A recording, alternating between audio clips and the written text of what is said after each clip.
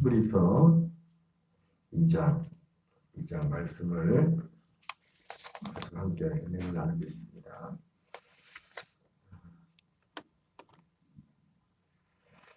우리가 있는 사람들이 서로 인사를 한 구호 중에 하나가 오직 예수라는 이런 말들을 우리는 종종 하곤 합니다. 오늘 저와 여러분의 삶 속에 이 오직 예수라는 이 말이 구호에 더 끝나지 않고 우리의 삶의 실제가 되는 은혜가 있기를 바랍니다. 히브리서 배경에 대해서 계속 말씀을 드렸죠. 히브리서가 쓰여진 그런 배경이 어떠한 배경에서 이 어떤 상황에 처해 있는 성도들에게 이 편지가 전해졌는가를 말씀을 드렸습니다. 사실 우리는 이 히브리서의 편지를 받은 그런 사람들의 그런 상황을 우리가 직면해 보지 못했기 때문에 우리는 그분들의 그런 어떤 상황과 그 마음의 상태, 그 상황을 100분질, 10분질도 사실은 이해하지 못할 수가 있습니다. 왜냐하면 우리가 상상하는 이상, 우리가 지금까지 겪어보지 못했던, 생각하지도 못했던 그런 끔찍한 그런 상황들을 실제로 직면해 있었기 때문에 그렇습니다. 그럼에도 불구하고, 그런 상황에도 불구하고, 오늘 어떻게 보면은, 이 편지는 세상적으로 말하면 이 상황에서 편지를 받는 사람의 입장에서 볼 때는, 인간적인 입장에서 볼 때는 이 편지처럼 매정한 편지가 없을 수 있습니다. 왜냐하면 목숨이 달린 거잖아요. 생명이 달린 거 아닙니까? 그 생명이 달린 상황에서 육신의 죽음을 맞이할 수 있는 그런 상황에서, 물론 어쩌면 이 편지를 받는 분들은 이 육신의 죽음을 이미 피하고 어떻게 보면 죽음을 면한 사람들일 수도 있겠죠. 살아있기 때문에 이 편지를 받을 수 있겠죠. 살아있음에도 불구하고 살아있는 것 같지 않아요. 특별히 육신의 죽음뿐만 아니라 이 편지를 받는 분들은 신앙적으로 어느 분이 그런 말씀을 하더라고요. 우리가 하나님을 믿으면서, 예수님을 믿으면서 우리 하나님의 자녀들에게 있어서 가장 큰 고통은 환경적으로 어떤 실제 당하는 그 고난 자체도 사실은 큰 고통이겠지만은 참된 신실한 신자들이 있어서 가장 큰 고통은 하나님의 침묵이다. 저는 이 히브리서를, 이 편지를 받는 그때 당시 그 상황에서 심지어 그 죽음을 피하고 살아있었을지라도 그들에게 있어서 가장 큰 고통을 보내는 하나님의 침묵. 아니, 우리가 구약의 성경에 보면 그렇게 많은 믿음의 사람들이, 다니엘 같은 사람은, 하드락과 메삭 같은 사람은 불 속에 들어가서도 살아나고, 다니엘 같은 사람은 사자굴 속에 가서 살아나고, 그런 엄청난 하나님의 구원과 능력이 있었는데, 오늘 목사님의 말씀에 보니까 실제 이때 당시 도미티안 황제 이 박해 당시에는 문헌상으로 하나님의 그러한 도우심과 하나님의 기적적인 그런 일들이 별로 기록된 것이 없이 마치 하나님께서 아무 힘 없이 아무것도 할 수 없는 것 같이 그런 고난 가운데 그냥 내버려 두신 것 같은 그런 상황이 연속이었다고 말했습니다. 그런 가운데도 불구하고 오늘 이 히브리서, 이 히브리 유대인들, 히브리 그리스인들, 유대 그리스인들에게 이 편지를 보낸 이 사도는 누군지는 정확히 우리가 여러 가지 말들이 많지만은 이 예수 그리스도에 대한 그 믿음에 대해서, 그러한 상황에서 이 주님에 대해서 더 힘있게, 더 강력하게 말씀하고 있습니다. 오직 한마디로 오직 예수님 그분만을 섬길 것을 강력하게 말씀하고 있는 것입니다. 그래서 어제 살펴본 것처럼 이 히브리 그리스도인들, 유대 그리스도인들은 구약 성도들이 이제 신약으로 예수님을 이제 영접하게, 예수님을 믿게 된 것인데, 그들의 그 어떤 믿음의 유대인들의 믿음의 근간에 아마 천사와도 관련되어 있던 것 같습니다. 그래서 그 천사와 관련해 말씀하면서 예수님이 오늘 이 히브리서를 쓴 저자는 이 천사의 존재에 대해서 우리 예수님과 천사의 존재에 대해서 말하면서 왜 이런 말을 하는지는 어제 말씀드렸죠. 이들이 유대교로 다시 돌아가려는 그런 것들 때문에 지금 굳이 이러한 비교를 하면서 절대로 유대교로 들어가서는 안 될 것을 말씀하고 있어요. 어제 함께 읽어봤지만 천사들의 존재는 기껏해야 예수님이 하나님이 부리는 종에 불과합니다. 구원받은 자들을 위해 섬기라고 우리가 부리는 종이 아니라 하나님이 부리는 종, 구원받은 자들을 섬기려고 보내실 그런 종에 불과하다고 말씀하고 있어요. 같이 한번 읽어보겠습니다. 모든 천사들은 섬기는 영으로서 구원받을 상속자들을 위하여 섬기라고 보내심이 아니냐. 모든 천사들은 섬기는 영으로서. 여러분 의외로요. 의외로가 아니라 많습니다.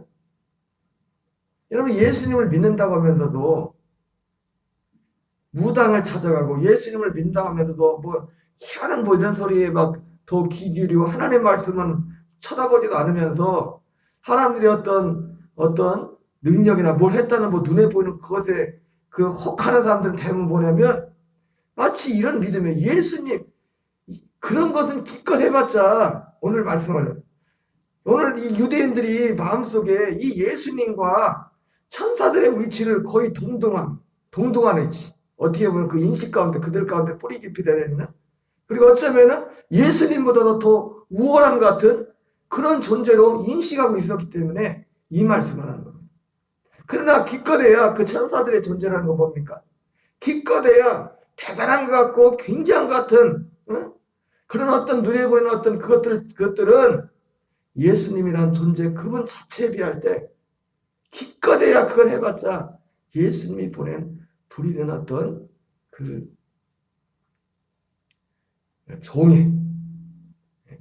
종에 불과하다는 거죠.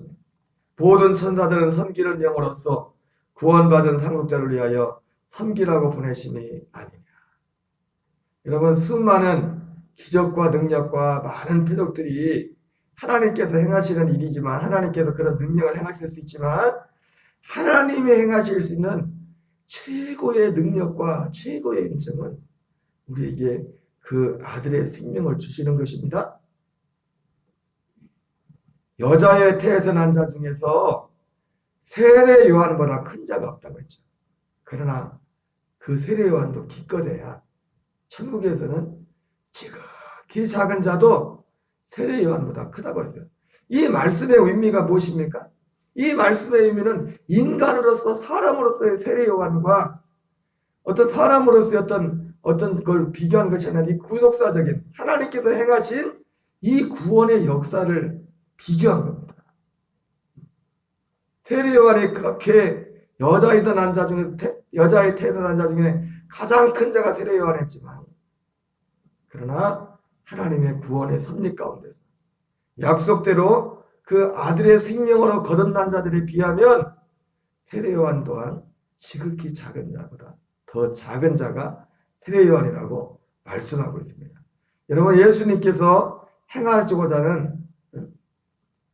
하는 가장 큰 일, 특별히 오늘 이 히브리서는 예수님의 어떤 존재 자체에 대해서 천사와 유대교회들이 소중하게 생각했던 대단하다고 생각했던 그것과 예수님이란 분과의 이 비교를 통해서 비교 자체가 되지 않는다고 말씀하신 뿐만 아니라 예수님께서 결국 행하고자 하는 가장 위대한 일인 이 구원의 섭리. 아브라함부터 그 이전부터 약속되었던 우리에게 생명을 주는 이 생명의 이것과 비교하면 그것은 아무것도 아님을 주님께서 오늘 이 말씀을 나가서 그것을 말씀해주고 있는 것입니다. 그래서 오늘 우리의 참 믿음의 성도들의 핵심은 결국 어디에? 바로 이 구원, 이 예수님을 통하여 그러니까 예수님이 위대하시고 예수님이 크신 것은 그 존재 자체로서 시작부터 천사라는 존재 자체가 예수님이 만드신 피조물이었기 때문에 그 자체로서도 비교가 되지 않습니다. 그죠? 조물주와 피조물이 어떻게 비교가 됩니까? 어떤 사람들은 예수님하고 마귀하고 싸움을 붙이려는 사람이 있어요. 여러분, 예수님하고 마귀하고 싸움이 됩니까? 마귀는 예수님의 피조물인데 예수님하고 마귀하고 싸움을 붙이려고.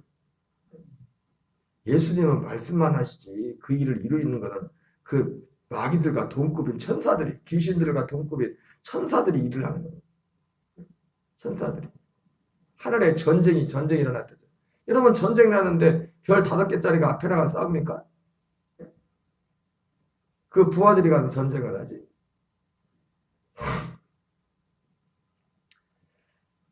모든 천사들은 섬기는 영으로서 구원받을 상속자를 위하여 섬기라고 보내심이 아니냐. 기껏해야 우리가 대단하다고 생각하는, 우리가 굉장하다고 생각하는 모든 것들은 천사뿐만이 아닙니다. 이 땅에 존재하는 모든 피조물들은 우리 주 예수님에 비하면 기껏해야 여기에 천사가 대표로 나온 겁니다. 천사가 가장 대단하다고, 이 사람들에 있어서 가장 대단하다고 크다고 생각되었던 천사조차도 모든 천사들은 섬기는 영으로서 구원받을 상속자를 위하여 섬기라고 보내시면 기껏해야 종으로 보낸받은 그런 존재에 불과한 것입니다. 계속 읽습니다. 그러므로 우리는 들은 것에 더욱 유념함으로 우리가 흘러 떠나가지 않도록 함이 마땅하니라. 여러분, 히브리서에 가장 계속 흐르고 있는 가장 중요한 큰 주제가 이 1절, 우리가 들은 것에 더욱 유념하여 흘러 떠나가지 않도록 함이 마땅하니라. 왜 이 편지를 썼을까요? 왜 이 말씀을 했을까요? 오늘 이 히브리서 이 편지를 받는 사람들이 지금 흘러 떠내려가고 있었기 때문에 처음에 들었던 그 믿음에서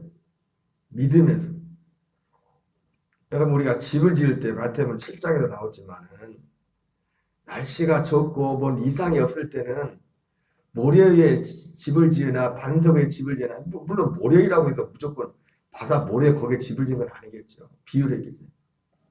아무 일이 없을 때는 별 문제가 없어요. 여름 때는 배짱이도 기차 치고 춤추며 놀아도 상관이 없다고. 문제는 뭐예요? 겨울이 왔을 때, 그때 문제가 생깁니다. 겨울이 왔을 때. 우리의 이 믿음의 기초가 분명하게 든든히 서 있느냐 서 있지 않느냐, 이것이 평상시에는 문제가 되지 않습니다. 군인이 훈련을 잘 받느냐 잘 받지 않느냐, 그건 언제 확인이 됩니까? 전쟁이 나면 확인되는 겁니다. 전쟁이 나기 전에는 훈련을 잘 받은 군인이나 잘 받지 않는 별로 큰 문제가 되지 않습니다. 그러나 훈련을 정말 잘 받은 군인과 그렇지 못한 군인은 언제 바로 판가름을 하냐? 전쟁이 났을 때.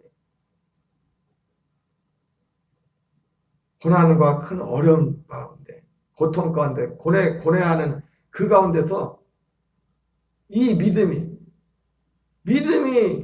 분명하게 반석에 선 사람들도 흔들릴 텐데, 여러분, 예수님께서 마태복음 14장에 그날에는 마귀가 택한 자로, 사실 마귀가 그런 게 아니라 마귀가 택한 자들도, 아니, 마귀한테 너무 책임을 돌리지 마세요. 우리 스스로 결정을 하는 거죠. 여러분, 마태복음 24장에 나오는 그날이 사실 요한계시록과도 배경이 되는 거지 않습니까? 요한계시록에 나오는 그 상황이나 오늘 이 히브리서 상황이나 그 고난의 상황에서 그 공통점이 뭐라고 했습니까? 피할 수 있어요. 피할 수 있는 고난이, 왜? 내가 말 한마디만 나는 예수를 모른다. 심지어 이 베드로처럼 예수님을 저주했던 것처럼, 맹세하고 저주했던 것처럼 예수님을 저주하고 맹세해버리면 얼마든지 피할 수 있는 고난입니다. 피할 수 있는 상황.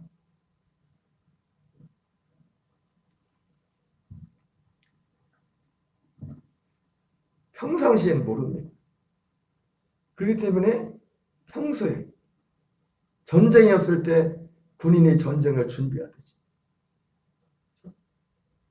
전쟁을 잘 준비해야 전쟁이 없는 겁니다. 진정한 평화는 전쟁을 잘 준비해야 돼. 예. 힘의 균형이 무너지는 순간에 전쟁이 터지는 거예요. 전쟁이 터지는 거예요. 힘의 균형이 무너지는 거예요. 여러분, 평화하고 싶지 않은 사람이 어디 있겠습니까? 평화가 말로만 됩니까?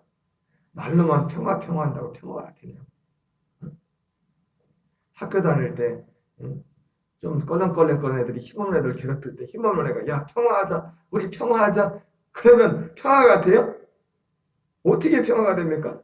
껄렁껄렁거리는 애하고 싸워도 이길 만큼 최소한 동등한 그런 힘을 가지고 있어야 걔가 건드리기보다는.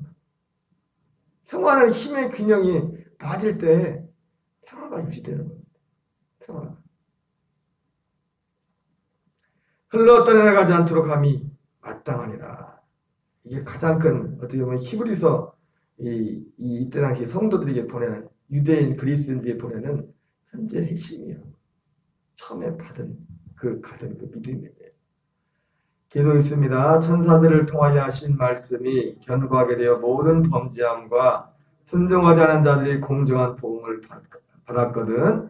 우리가 이같이 큰 구원을 등한히 여기면 어찌 그 보응을 피하리요. 이 구원은 처음에 주로 말씀하신 바여 들은 자들이 우리에게 확증한 바니.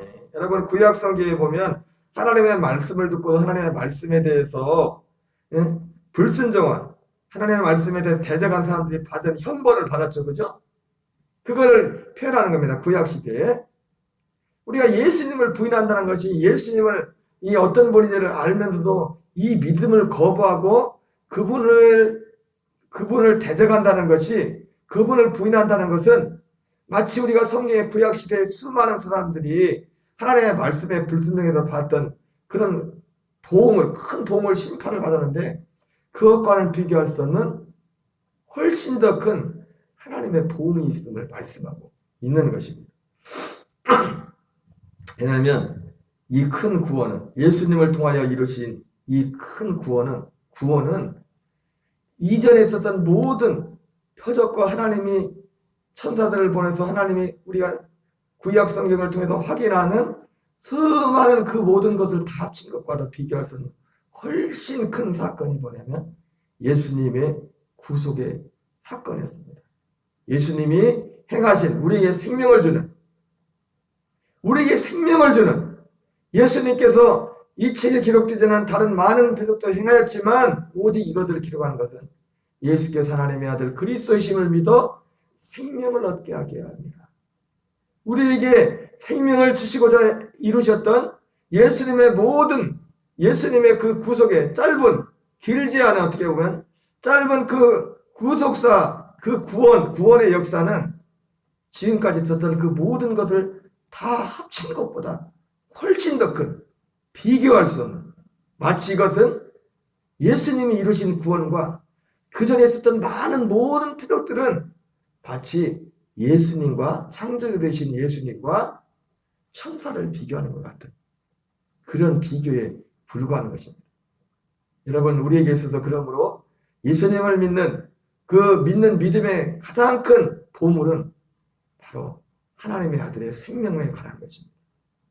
우리가 이 땅에서 그 생명을 받아서 천국 되어서 하나님의 아들 되어서 그 아들의 생명으로 살아가는 그 약속이 가장 큰, 바로 이것을 큰 구원이라고 말씀하고 있어요. 우리가 이같이 큰 구원을 등한히 여기면 어찌 그 보응을 피하리요. 이 구원은 처음에 주로 말씀하신 바요 들은 자들이 우리에게 확증한 바니. 4절 같이 읽습니다. 하나님도 표적들과 기사들과 여러 가지 능력과 및 자기의 뜻을 따라 성령이 나눠주신 것으로서 그들과 함께 증언하셨느니라. 계속 있습니다. 하나님이 우리가 말하는 바 장차올 세상을 천사들에게 복종하게 하심이 아니니라. 그러나 누구인가가 어디서 증언하여 이르되 사람이 무엇이기에 주께서 그들을 생각하시며 인자가 무엇이기에 주께서 그를 돌보시나이까.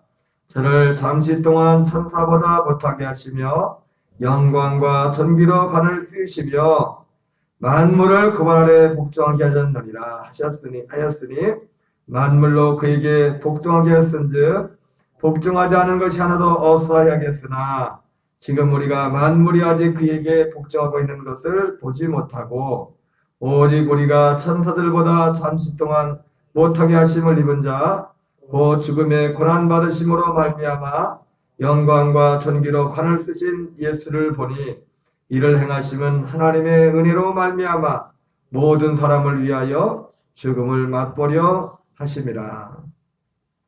뒤에 보면 예수님은 천사보다 마치 못하는 것. 여기도 나온 것처럼 천사보다 잠시 동안 천사보다 못하게. 우리의 육신을 입었기 때문에. 여러분, 우리가 육신으로는 결과적으로 우리라는 존재도 그렇습니다. 육신으로는 육신이란 이 육체라는 것만 가지고는 우리가 천사보다 못한 존재입니다. 우리 예수님도 천사들보다 잠시 못하게 하심을 입은 자. 예수님을 뭐라고 합니까? 잠시 동안, 천사들보다 잠시 동안 못하게 하심을 입은 자. 예수님이 육신을 입었다는 거죠. 육신. 바로 천사들보다 잠시 동안 못하게 하심을 입었다는 것은 육체를 입었다. 육체를. 우리라는 존재도 지금 시점에서 육체를 입은 이 존재로서 우리는 육체로서는 천사보다 못한 존재다. 그러나 이제 거듭난 하나님의 백성들, 아들의 생명과 연합한 자는 이제 천사보다 뛰어난 자가 됐어요.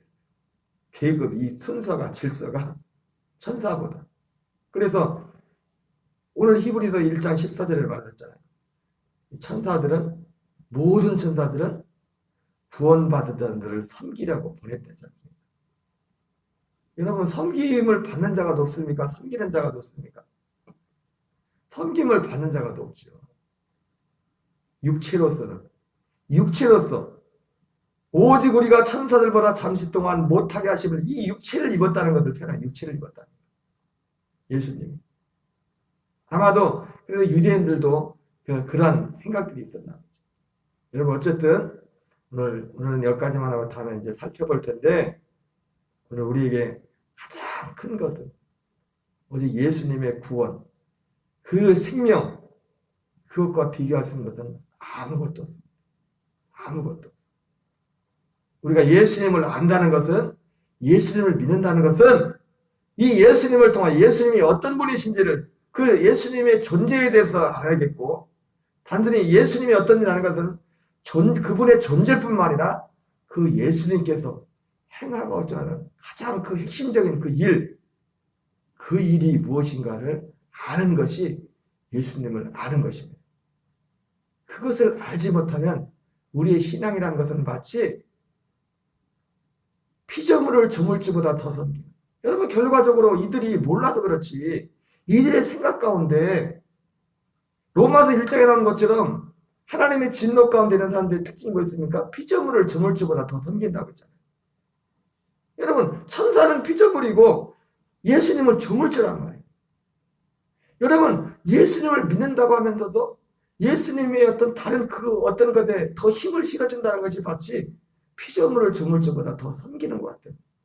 그런 것에 불과. 우리가 결과적인 말이지만 이 큰 구원의 은혜를 알고 우리가 이 생명을 연합하여서 예수님과 함께 우리 옛사람의 자가 할례를 받고 죽고 예수님의 생명으로 거듭나서 그 생명 안에 거하지 않으면 우리는 원하지 않아도 어찌할 수 없이 피조물을 저물지보다 더 경배하는 그 자리에 설 수밖에 없습니다. 오직 참 조물주 대신 하나님을 하나님으로 섬길 수 있는 유일한 길은 우리가 이 구원의 약속 안에 들어와서 예수님과 함께 우리의 옛사람이 죽고 그리스도의 생명과 연합한 그 생명 안에서만 우리 예수님을 주로서 온전히 섬길 수 있는 그 자리에 서게 되는 것입니다. 이것이 가장 큰 구원이고, 이것을 가볍게 여기고, 이것을 등한히 여기고, 이 소리를 듣지 않은 사람들은, 여러분, 사도 바울이도 고린도후서 4장 4절에 복음이 가리었으면 누구에게 가렸습니까? 망하는 자들이 가렸다고 했어요. 이것이 자기도 모르는 사이에, 알지도 못하는 사이에 그 사람이 바로 이 큰 구원을 등한히 여기고, 천사들과 같은 그 말씀을 대적하고도 그렇게 큰 심판을 받았는데, 이 큰 구원을 등한히 여긴 사람들이 받을 심판이 얼마나 크겠느냐. 말씀하신 주님의 그 말씀이 함께하는 것입니다. 여러분, 오직 우리의 믿음이 이 믿음에 세워져야 돼요. 이를 위해서 하나님이 천사를 통해서, 천사들은 주님이 하는 일을, 말씀을 받고 일하는 거거든요. 표적과 기사가 거룩한 종 예수의 이름으로, 예수의 이름으로 기도할 때 그 예수님의 이름을 통해서 주님이 부리는 천사를 통해서 표적과 기사를 나타내시는 것처럼 하나님이 이 모든 사람들 가운데 이 하나님의 이 구원의 역사, 주님의 높으심이, 주님의 구원하심이 더 분명하게 드러날 수 있도록 우리는 기도하고, 또 우리가 먼저 그 구원의 은혜 가운데 늘 머무는, 늘 사모하고 그 안에 거하는 저와 여러분들 되될 줄 믿습니다. 우리 주기도문을 마치겠습니다. 하늘에 계신 우리 아버지여, 이름이 거룩히 여김을 받으시오며 임하옵시며 뜻이 하늘에서 이루어지는 것 같이 땅에서 이루어지이다. 오늘날 우리에게 일용할 양식을 주옵시고, 우리가 우리에게 죄진 자를 사하여 준 것 같이 우리의 죄를 사하여 주옵시고,